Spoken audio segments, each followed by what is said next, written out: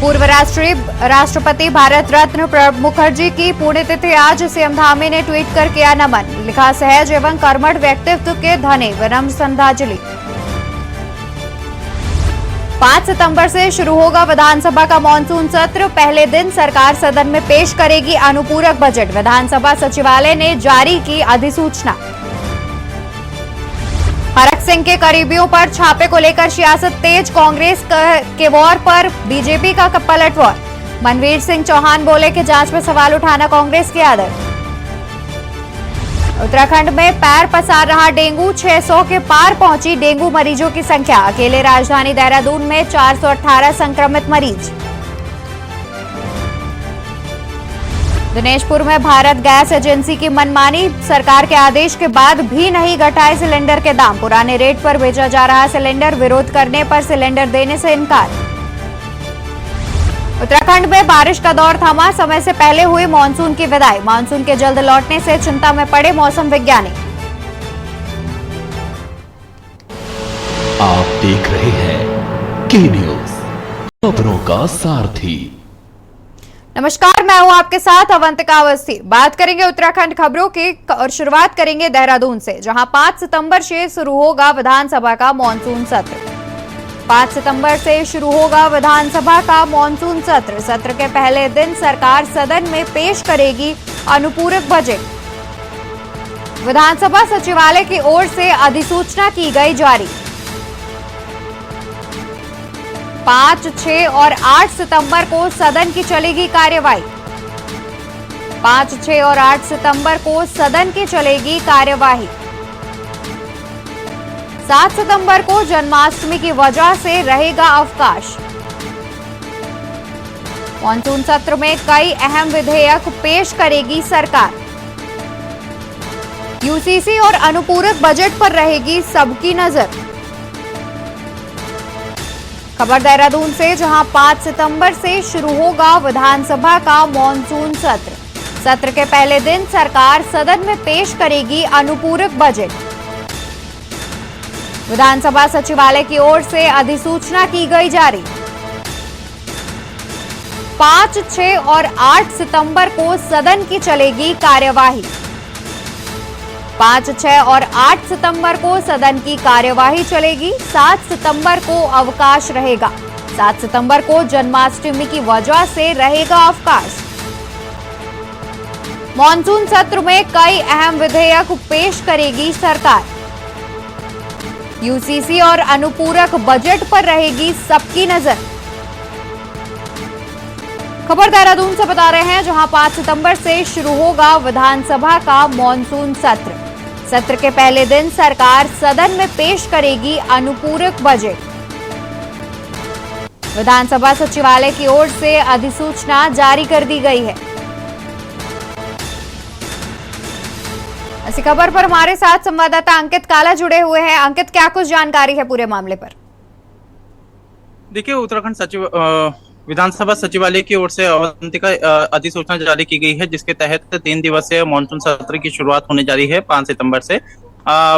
इसके अलावा 1 दिवसीय जो अवकाश है वो जन्माष्टमी की वजह से रहेगा। अब तक विधानसभा को करीबन 600 से ज्यादा जो प्रश्न हैं वो विधायकों के मिल चुके हैं, जो कि जनहित से जुड़े हुए हैं, अपने अपने क्षेत्रों से जुड़े हुए सवाल हैं, जो कि सदन में पूछे जाएंगे। अधिसूचना के तहत 5 सितंबर को सुबह 11 बजे सदन की कार्रवाई शुरू होगी और इसके बाद पहले ही दिन सरकार सदन में अनुपूरक बजट पेश करेगी। अब ये बजट कितने का आने वाला है, क्या कुछ खास रहेगा, ये अभी हमें लगता है कि कैबिनेट में इसको अंतिम रूप दिया जाएगा। लेकिन फिलहाल सरकार की तरफ से सत्र जो है वो देहरादून में होने जा रहा है और सरकार ने इसके लिए पूरी तैयारी की बात कही है। और विपक्ष की अगर हम बात करें तो विपक्ष ने तमाम मुद्दे हैं जिसको सदन में उठाने का फैसला लिया है। तो पहले ही दिन से हमें सत्र जो है वो काफी हंगामेदार देखने को मिल सकता है, क्योंकि जो सदन की कार्रवाई है, विपक्ष का ये कहना है कि ये सदन की कार्रवाई बेहद ही कम है, क्योंकि एक दिन का तो आपका अवकाश है। दूसरा, जो पहले दिन सरकार अनुपूरक बजट पेश करेगी, तो ऐसे में जो विपक्ष के जो प्रश्न हैं वो विपक्ष को लगता है कि कहीं ना कहीं सरकार इन प्रश्नों से भाग रही है और इसी की वजह से सदन की कार्रवाई जो है वो काफी कम रखी गई है। तो जी। इसको लेकर के भी काफी हंगामेदार रह सकता है सत्र, लेकिन फिलहाल सचिवालय की ओर से, विधानसभा सचिवालय की ओर से अधिसूचना जारी कर दी गई है, जिसके तहत सुबह 11 बजे सदन की कार्रवाई शुरू होगी। जी, साथ ही जो सरकार है अनुपूरक बजट पेश करेगी, तो उसमें क्या कुछ रहेगा? साथ ही विपक्ष किन किन मुद्दे पर सरकार को घेर सकती है? देखिए, अभी अवंतिका, अनुपूरक बजट कितने का आएगा ये तो अभी देखना होगा, और क्या कुछ इसमें खास रहेगा इस पर सबकी निगाह रहेगी। लेकिन निश्चित ही सरकार जो तमाम विभागों के जो आने वाले जो खर्चे हैं उसके हिसाब से सरकार इस बजट को पेश करेगी, उसका आकलन करते हुए इस अनुपूरक बजट को पेश करेगी। और इसके अलावा विपक्ष की जहां तक हम बात करते हैं तो विपक्ष ने कई सारे ऐसे मुद्दे हैं जो तैयार किए हैं कि वो सत्र में सदन के दौरान इन सवालों को सरकार से पूछेगा। इसमें मसलन महत्वपूर्ण किसानों का मुद्दा है। डोईवाला शुगर मिल को लेकर के जो विपक्ष है वो सरकार से सवाल जवाब करेगा। किसानों की आय दोगुनी कब होगी इस पर सवाल पूछा जाएगा। इसके अलावा जनहित से जुड़े मुद्दे हैं, बदहाल कानून व्यवस्था है, बेरोजगारी का मामला है, महंगाई का मामला है। इसके अलावा भी कई ऐसे महत्वपूर्ण मुद्दे हैं जिसमें कि जैसे डोईवाला में जो प्रस्तावित एक एरो सिटी की बात निकल करके सामने आई थी, इंटीग्रेटेड टाउनशिप के मामले सामने आए थे। तो ऐसी स्थानीय और राष्ट्रीय मुद्दों को लेकर के कांग्रेस पार्टी इस सत्र में सरकार का घेराव करने जा रही है। जी बिल्कुल अंकित, काफी मुद्दे मिलेंगे इस बार विपक्ष को सरकार को घेरने के लिए। शुक्रिया आपका तमाम जानकारी हम तक पहुंचाने के लिए। तो बता दें कि 5, 6 और 8 सितंबर को मॉनसून सत्र लगेगा। 7 तारीख को सदन की कार्यवाही नहीं होगी। जन्माष्टमी के चलते 7 तारीख को रहेगा अवकाश। 5, 6 और 8 सितंबर को सदन की कार्यवाही चलेगी। साथ ही सरकार अनुपूरक बजट भी पेश करेगी। देखना होगा कि उसमें क्या मुख्य बिंदु होते हैं। विपक्ष फिलहाल काफी मुद्दे ढूंढ रहा है सरकार को घेरने के लिए। सदन हंगामेदार रहने की संभावना है। यूसीसी और अनुपूरक बजट पर भी सबकी नजर रहेगी।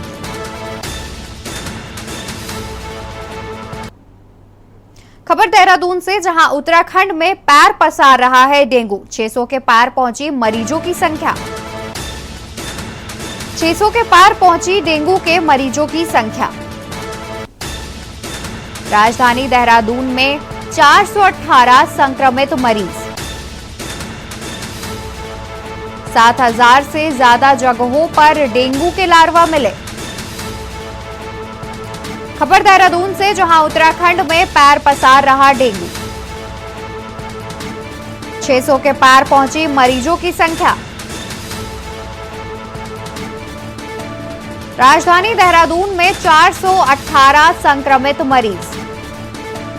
7000 से ज्यादा जगहों पर डेंगू के लार्वा मिले। बता दें कि उत्तराखंड में डेंगू का कहर लगातार बढ़ता हुआ देखा जा रहा है। 600 के पार डेंगू के मरीजों की संख्या पहुंच चुकी है। सिर्फ राजधानी देहरादून में ही 418 संक्रमित मरीज मिले हैं। 7000 से ज्यादा जगहों पर डेंगू के लार्वा भी मिले हैं। तो बता दें कि उत्तराखंड में डेंगू तेजी से पैर पसार रहा है। उत्तराखंड में डेंगू का कहर लगातार देखने को मिल रहा है। 600 से ज्यादा मरीजों की संख्या पहुंच गई है। 600 के पार मरीजों की संख्या पहुंच गई है। लगातार डेंगू बढ़ रहा है। देहरादून में ही 418 संक्रमित मरीज मिले हैं। खबर देहरादून से, जहां स्वास्थ्य महानिदेशक समेत डॉक्टरों को नोटिस। स्वास्थ्य सचिव डॉक्टर आर राजेश कुमार ने भेजा नोटिस। स्टडी टूर के रिपोर्ट नहीं दिए जाने पर नोटिस किया जारी। स्वास्थ्य सचिव डॉक्टर आर राजेश कुमार ने भेजा नोटिस। स्टडी टूर की रिपोर्ट नहीं दिए जाने पर नोटिस किया जारी। विदेश जाने के बाद शासन को रिपोर्ट नहीं देने पर नोटिस। विदेश जाने के बाद शासन को रिपोर्ट नहीं देने पर नोटिस जारी किया गया है। 5 से 11 फरवरी तक ताइवान के दौरे पर गया था दल। 6 माह बाद भी डॉक्टरों ने स्टडी टूर की नहीं दी सूचना। रिपोर्ट नहीं सौंपने पर अधिकारियों को नोटिस जारी हुआ है। खबर देहरादून से, जहां स्वास्थ्य महानिदेशक समेत डॉक्टरों को नोटिस। स्वास्थ्य सचिव डॉक्टर आर राजेश कुमार ने नोटिस भेजा है। आपको बता दें कि स्वास्थ्य सचिव ने नोटिस भेजा है। स्टडी टूर की रिपोर्ट नहीं दिए जाने पर यह नोटिस जारी किया गया है। विदेश जाने के बाद शासन को रिपोर्ट नहीं सौंपी गई है, जिसके चलते ये नोटिस जारी किया गया है। विदेश जाने के बाद शासन को रिपोर्ट नहीं देने पर स्वास्थ्य निदेशक ने नोटिस जारी किया है। 5 से 11 फरवरी तक ताइवान के दौरे पर गया था बल। बता दें कि 5 तारीख से 11 फरवरी तक ताइवान के दौरे पर था। 6 महीने बाद भी डॉक्टरों ने स्टडी टूर की नोटिस सूचना नहीं दी है। रिपोर्ट नहीं सौंपने पर अधिकारियों ने नोटिस जारी किया है। खबर देहरादून से, जहां स्वास्थ्य महानिदेशक समेत डॉक्टरों को नोटिस जारी किया गया है। स्वास्थ्य सचिव डॉक्टर आर राजेश कुमार ने नोटिस भेजा है।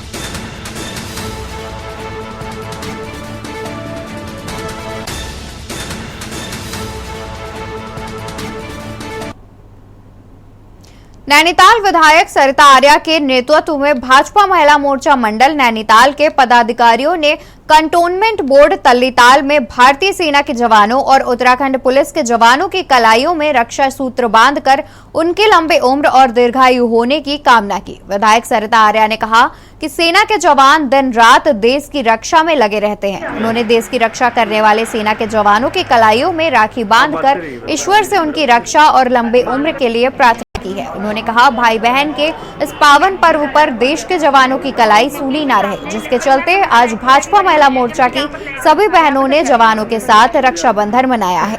वहीं सेना के जवानों ने कहा, छुट्टियां न मिलने से राखी के त्योहार में वे बहनों से राखी बंधवाने घर नहीं जा पाए।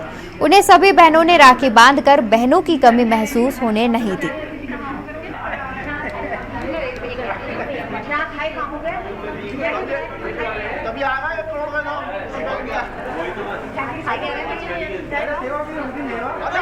भैया पीछे की थाली दे और सेवा वो फोटो आ जाएगी सेवा तो रोजी होती है क्या पता कल फोटो आ जाएगी अरे दीदी आ सब जानते हैं कि हम फौजी वालों को फौजी बंदों के लिए छुट्टियां बहुत कम होती हैं।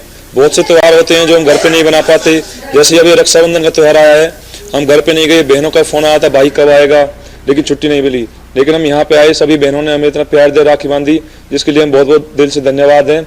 हमें अब जो कमी हम बहन की यहाँ पे घर पे महसूस कर रहे थे, यहाँ पे घर जाने की कमी महसूस कर रहे थे, वो यहाँ पे पूरी हुई हमारी। धन्यवाद। वो देश की रक्षा करते हैं, तो आज हम सभी बहनों ने उनकी रक्षा के लिए यहाँ पे राखी बांधी है, क्योंकि नौजवान अपने घरों को नहीं जा सकते हैं। तो इसीलिए हम लोगों ने सारी महिला मोर्चा की जितनी भी बहनें हैं नैनीताल की, हम सभी ने यहाँ पर भाइयों को राखी बांधी कि वो लोग सुरक्षित रहें, स्वस्थ रहें, दीर्घायु हो। और जिस तरह से वो देश की रक्षा करते हैं, हम बहनों की रक्षा करते हैं, तो आज बहनों ने उनकी रक्षा के लिए, उनकी दीर्घायु के लिए, वो स्वस्थ रहें, दीर्घायु हो, और उनकी रक्षा के लिए हम सभी बहनों ने यहाँ पे दुआएं भी की हैं। खबर देहरादून से है, जहां श्रावण मास के शुक्ल पक्ष की पूर्णिमा तिथि को रक्षाबंधन का त्योहार मनाया जाता है। इस बार रक्षाबंधन 30 और 31 अगस्त 2 दिन मनाया जा रहा है।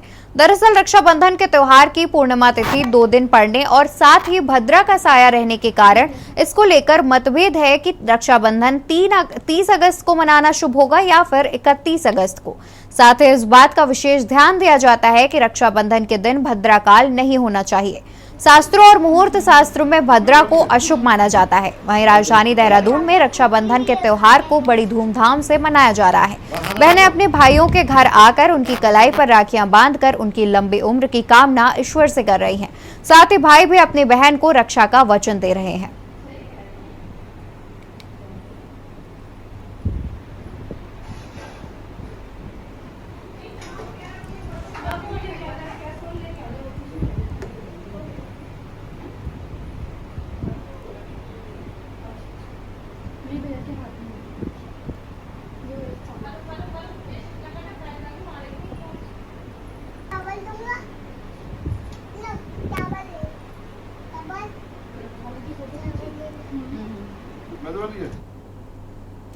भारतीय संस्कृति में रक्षाबंधन का एक अलग महत्व होता है। यह ऐसा पावन पर्व है जो भाई बहन के आपसी संबंधों को मजबूत करता है और उनके बीच के प्यार को दर्शाता है। रक्षाबंधन के दिन बहन अपने भाई की कलाई पर राखी बांधने के साथ ही भाई को दुआ और शुभकामनाएं देती है। इसे बहन के प्यार और स्नेह का प्रतीक माना जाता है।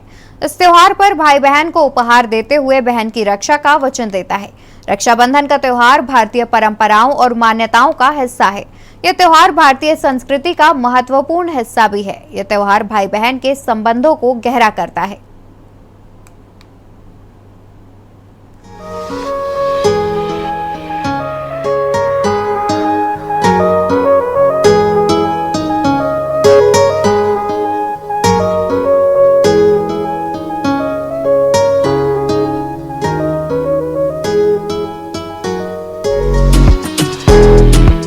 रक्षाबंधन दो शब्दों से मिलकर बनता है, रक्षा और बंधन, जिसका मतलब होता है एक ऐसा बंधन जिसमें भाई बहन की रक्षा का वचन देता है। अपने प्रेम को दिखाने के लिए कई बार बहनें खुद अपने हाथों से राखी बनाकर भाई की कलाई पर बांधती हैं। ये त्योहार भारतीय संस्कृति में गहरी निष्ठा और विश्वास के बंधन का प्रतीक है। रक्षाबंधन का त्योहार सिर्फ भारत ही नहीं बल्कि विदेशों में भी मनाया जाता है। इस त्योहार की धूम गांव से लेकर शहरों तक सुनाई देती है। हर एक व्यक्ति को इस दिन का इंतजार रहता है। इस दिन बच्चे अपने दोस्तों के साथ खेलते हैं और राखी भी बंधवाते हैं। युवाओं के लिए यह मौका होता है जब वे अपने व्यस्त जीवन से कुछ समय निकालकर अपने भाई बहनों के साथ बिताते हैं। बुजुर्ग भाइयों बहनों के लिए यह अवसर होता है जब वे बचपन की यादें ताजा करते हैं, याद करते हैं बचपन में साथ बिताए पलों को। रक्षाबंधन एक ऐसा मौका होता है जब भाई बहन अपने आपसी संबंधों को मजबूत करते हैं। यह एक बहन के प्यार और आत्मसमर्पण का प्रतीक होता है। रक्षाबंधन में प्यार, सामाजिक एकता के महत्व का संदेश छुपा होता है। यह त्योहार भारतीय समाज में खास भावनाओं के साथ मनाया जाता है। रक्षाबंधन भारतीय संस्कृति का एक महत्वपूर्ण त्योहार है जिसे हर साल बड़ी ही धूमधाम से मनाया जाता है। रक्षाबंधन एक ऐसा मौका होता है जब भाई बहन एक दूसरे के लिए समर्पण को प्रकट करते हैं। यह एक बहन के प्यार और समर्पण का प्रतीक होता है। रक्षाबंधन का दिन खुशियों से भरा होता है। खुशियों से भरे माहौल में चिंता से मुक्ति मिलती है, जिसका असर स्वास्थ्य पर अच्छा पड़ता है। यह दिन बहनों के लिए बहुत महत्वपूर्ण होता है। परिवार के सदस्य अपने प्यार और समर्पण की संपूर्ण भावनाओं को व्यक्त करते हैं। यह भारतीय समाज में एकता, समर्पण और सामाजिक एकजुटता के संदेश को भी प्रस्तुत करता है। रक्षाबंधन हिंदू धर्म में व्यक्ति और समाज के बीच एकता, प्यार और समर्पण के महत्वपूर्णता का संदेश देता है। यह त्योहार एकता और सामाजिक एकजुटता का भी संदेश देता है। स्पेशल डेस्क के न्यूज इंडिया। रुकेंगे एक छोटे से ब्रेक के लिए। ब्रेक के बाद जल्द हाजिर होंगे अन्य खबरों के साथ। आप देख रहे हैं के न्यूज, खबरों का सारथी। ब्रेक से वापस आ गए हैं। बात करते हैं लक्सर के, जहां त्योहारों के सीजन को देखते हुए प्रशासन, खाद्य विभाग सतर्क हो गया है। ऐसे मौके पर समय रहते मिलावटखोरी की रोकथाम के लिए खाद्य सुरक्षा विभाग द्वारा छापेमारी का अभियान चलाया जा रहा है। इसके तहत खाद्य सुरक्षा अधिकारी दिलीप जैन की अगुवाई में विभाग की टीम ने लक्सर और सुल्तानपुर क्षेत्र में खाद्य सामग्रियों के दुकानों पर, खास तौर पर मिठाई की दुकानों पर छापेमारी की। लक्सर नगर में बालीवाला तिराहे पर स्थित आजाद स्वीट्स पर टीम ने छापामार कार्रवाई कर मिठाइयों के नमूने लिए। इसके अलावा नगर के 2 अन्य मिठाई संस्थानों से भी मिठाइयों के नमूने लिए। खाद्य सुरक्षा अधिकारी दिलीप जैन ने बताया कि आजाद स्वीट्स पर गंदगी का आलम पाया गया है। यहां से कई मिठाइयों के नमूने लिए गए हैं। जल्द ही नियम अनुसार FIR भी दर्ज कराई जाएगी। उन्होंने बताया कि त्योहारी सीजन के अनुरूप खाद्य सामग्रियों की जांच लगातार जारी रहेगी।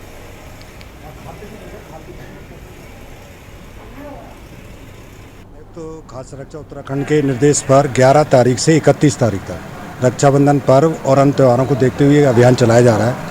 और आज इसी कार्यक्रम के तहत लक्सर क्षेत्र में कार्रवाई की गई है हमारी टीम द्वारा, खाद्य सुरक्षा विभाग की टीम द्वारा, और 3 नमूने कलेक्ट किए गए जिन्हें ऋतुपुर लैब भेजा जा रहा है। जांच रिपोर्ट के बाद उनके ऊपर कार्रवाई की जाएगी। दूसरा, जो एक आज़ाद स्वीट करके एक शॉप है जिस पे बेहद गंदगी मिली है हमें, उसके खिलाफ हम शीघ्र ही मुकदमा दायर करने जा रहे हैं।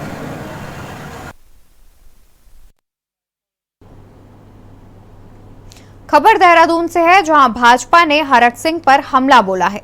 भाजपा ने कांग्रेस के आरोपों के जवाब से पलटवार किया। प्रदेश के पार्टी मीडिया प्रभारी मनवीर चौहान ने कहा कि कांग्रेस नेताओं को हर मामले में जांच पर सवाल उठाने की आदत पड़ गई है। चौहान ने कहा कि कांग्रेस नेता और पूर्व कैबिनेट मंत्री डॉक्टर हरक सिंह के ठिकानों पर विजिलेंस की छापेमारी से भाजपा का कोई लेना देना नहीं है। उन्होंने कहा कि कोई शिकायत मिली होगी, उसी के आधार पर जांच की जा रही होगी। हालांकि चौहान ने कहा कि यह प्रकरण उनके संज्ञान में नहीं है, लेकिन इतना जरूर है कि यदि विजिलेंस या पुलिस किसी मामले की जांच कर रही है तो उसमें सहयोग किया जाना चाहिए। उन्होंने कहा कि देश या राज्य में जब भी कोई जांच होती है तो कांग्रेस उस पर सवाल खड़े कर देती है। कांग्रेस को बिना सोचे समझे सवाल उठाने की बजाय जांच में सहयोग करना चाहिए। चौहान ने कहा कि यदि कांग्रेस और उसके नेताओं ने कुछ गलत नहीं किया तो उन्हें किस बात का डर। यदि कांग्रेस और उसके नेता सही हैं तो उन्हें जांच का सामना करना चाहिए।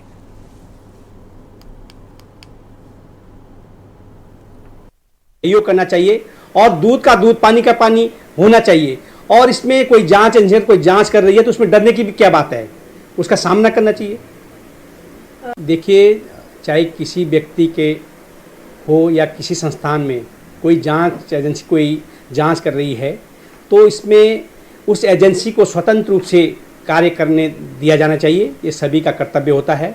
और जो मामला आप बता रहे हैं, इस मामले अभी मामला संज्ञान में नहीं है, लेकिन सरकार का और भारतीय जनता पार्टी का इससे कोई लेना देना नहीं है।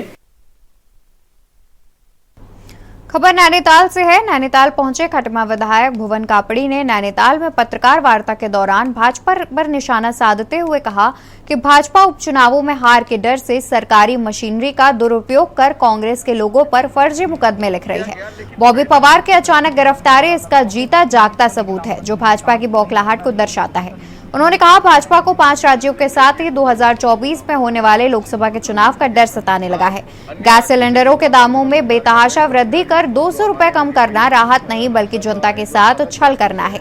यही कारण है बागेश्वर उपचुनाव में कांग्रेस भारी मतों से भाजपा उम्मीदवार को हराकर चुनाव जीतने जा रही है। तो कहता जी ऊपर से आदेश है। और देखिए, पहले भी मैं ये नहीं कहता कि पहले की सरकारों में लोग कांग्रेस के लिए कानून है, तो भारतीय जनता पार्टी की घबराहट और बौखलाहट दिखाई दे रही है कि कांग्रेस बागेश्वर में चुनाव जीत कर आएगी। हमारी गवर्नमेंट में हमने लाल डाम पे जो यूजर थे उन्हें स्थापित करने का काम किया। और भी बहुत जगह हैं। हमने जब मालपा गांव में भागीदारी करी, लाल सिंह जी ने उस आंदोलन को नेतृत्व दिया था। अभी कल जो व्यापार मंडल ने जो है सीमांकन हो रहा है। उत्तराखंड खबरों में मेरे साथ फिलहाल इतना ही। आप देखते रहिए के न्यूज़ इंडिया।